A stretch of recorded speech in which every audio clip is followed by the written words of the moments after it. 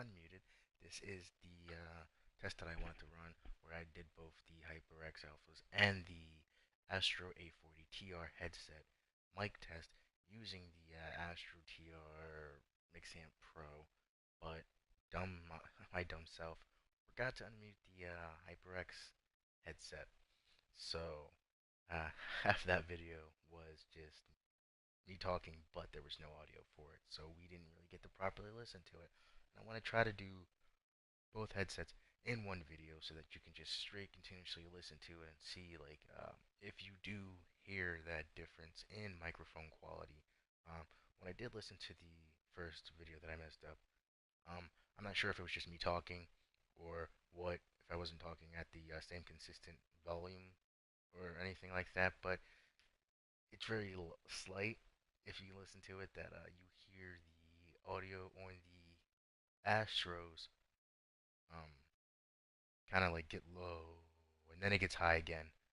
So um, yeah, I don't know if that was just me talking at a different volume throughout the video, or if it was just the mic wasn't close enough, or what have you. It probably was just me not talking loud enough. So I'm gonna have to try to do better for that. But yes, this is the HyperX Alphas using the Astro TR Mixamp Pro thing.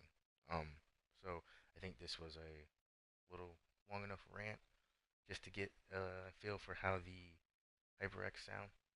Now we're gonna switch over to the Astro a40 TRs in a second.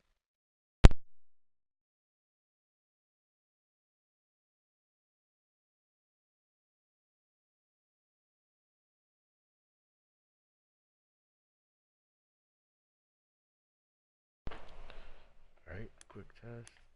Okay. Now we have the Astro TR a40 TRs plugged in. Um, there we go. I'm gonna move this microphone a little bit closer to my mouth so that hopefully it doesn't have the same problem as it did before. But like I was saying, I listened to it. It was slowly. Sometimes it would get low and then get high, but hopefully that is now solved. But yeah, I mean, besides that, the audio sound really clear and really crisp, which I'm happy with. I'm glad that works. I've heard things where the microphone doesn't sound as great or it sounds muffled when you use the mix amp, but I also saw something where it said if you change them to, I think it was streamer mode for the microphone, you will then be able to hear it better, which I can attest to because in the last video it did sound better. Well, I mean, I guess I couldn't because I didn't use the other one. But I did the same thing with the Astro A20s. I did a video when you first get it, updated it and everything, but I didn't touch anything, and it sounded kind of crappy. And I guess it was just because of the noise gate. Depending on which of the four, I think there's presets that you could use for the microphone.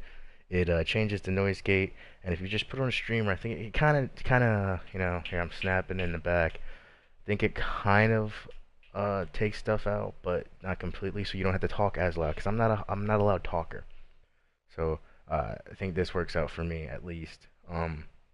Yeah, but again, this is the Astro a40 TR headset with the Mixamp Pro, and I just wanted to test out how the microphone sounds and how it stacks up compared to the HyperX, and I just want to know, like, because this is a $200 headset, it's on sale right now, it's $50 off. Normally $250. The HyperX I think is like 120, 150, something around there. I want to know if I should just get the mix amp or the headset and the mix amp if they're both significantly better than the HyperX. So far it was good. They both have their differences. I think there was a little bit more bass with the HyperX when I used it with the mix amp compared to the Astros.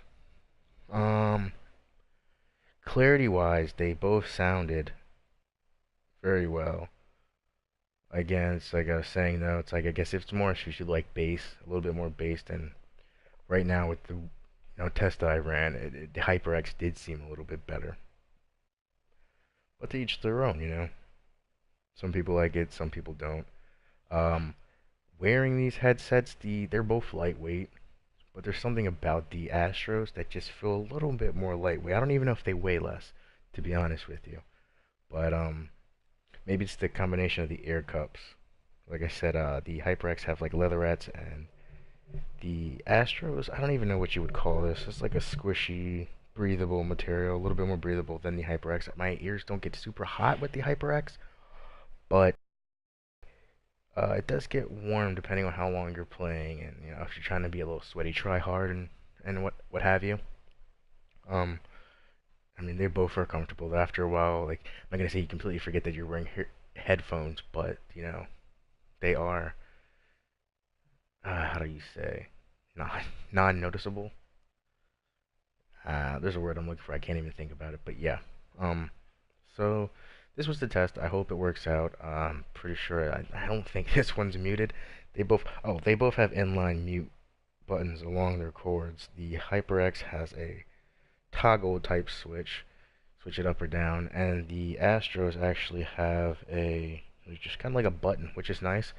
I don't know. I feel like the toggle. I'm always like worried that I mean, you could kind of mess it up, like depending on if you lean in or something against a desk, it could toggle it and just click it off and mute it, and you don't even notice it. I don't know. I feel like the button's a little bit nicer. I'm gonna click it real fast to see if it comes through and if you hear it in this test. I do actually on my end hear it like thump kind of sound. So I don't know if it comes through on the video. We'll find out when we watch this again. But thank you for listening.